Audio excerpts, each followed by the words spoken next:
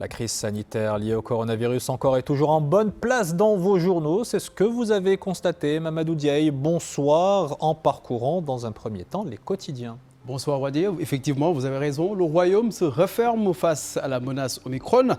Titre l'opinion, la mesure aura sans doute l'effet d'une douche froide sur certaines industries. Détaille le journal, à commencer par des secteurs tels que le tourisme, dont les professionnels accusent un énième coup de massue durant cette crise sanitaire.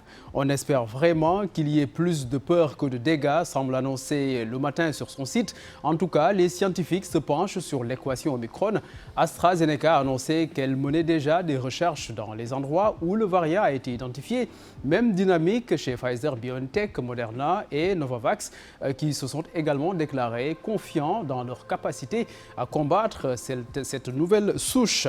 S'engager davantage dans la campagne de vaccination, c'est l'avis d'un spécialiste en réanimation exprimé dans le site Info. En cas de propagation de ce variant au Maroc, les autorités seront obligées de durcir les mesures avec la possibilité de revenir au couvre-feu, a-t-il commenté.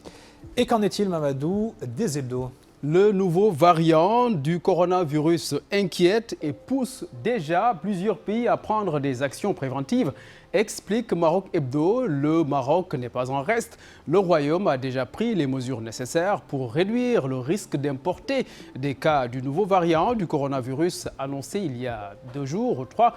Poursuit donc le journal et le docteur Taïb Hamdi, médecin et chercheur en politique et système de santé.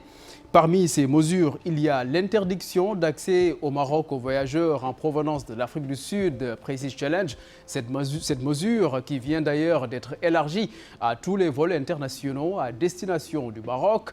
Cette décision intervient dans le cadre des mesures prises pour préserver justement les acquis du Maroc en matière de gestion de la pandémie de Covid-19. Attention aux rumeurs et aux contre-vérités persistantes qui circulent, notamment sur les effets secondaires du vaccin anti-Covid. Mise en garde d'un membre du comité scientifique élargi dans Reporter.ma. La vaccination demeure jusqu'ici la solution idoine pour progresser vers l'immunité collective et le retour, on l'espère, à une vie normale, a-t-il assuré.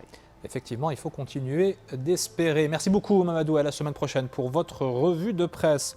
Et dans un pays comme la France avec lequel les liaisons aériennes sont suspendues ce soir, il est fort probable que le variant Omicron y circule déjà. C'est le ministre de la Santé qui l'affirme. Écoutez, Olivier Véran. Dès qu'il y a un cas suspect, nous isolons la personne et nous procédons à des tests poussés, c'est-à-dire un séquençage. Nous regardons le profil génétique du variant et du virus. À date, il n'y a pas encore eu d'identification de ce type de variant Omicron sur le territoire national, mais c'est une question d'heures, très probablement, il faut se dire les choses. Dès lors qu'il circule en Angleterre, en Italie, en Belgique, il est probable qu'il y ait déjà des cas en circulation. Nous les identifierons et nous ferons ce que nous avons déjà fait, c'est-à-dire nous freinerons au maximum sa diffusion et sa circulation.